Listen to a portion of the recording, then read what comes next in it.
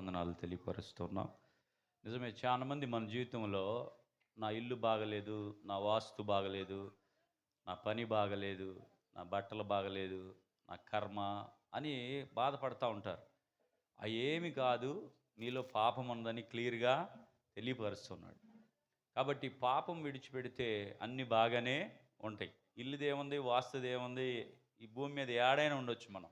కానీ మనలో ఉన్న పాపం గనక విడిచిపెడితే దేవుడు దీవిస్తాడు. ఈ విధంగా కొన్ని మాటలు అయ్యగారు మనకు తెలియపరిచారు. కాబట్టి ఇంకా ఎవరైనా పాపం ఉండి హృదయంలో దేవుణ్ణి వెంబడించకుండా ఉన్నటువంటి వారుంటే దయచేసి దేవుని దగ్గరికి వచ్చి ఆయన దగ్గర ఒప్పుకుంటే ఆయన దీవిస్తే ఇక ఆ దీవెనలే వేరుగా ఉంటాయి.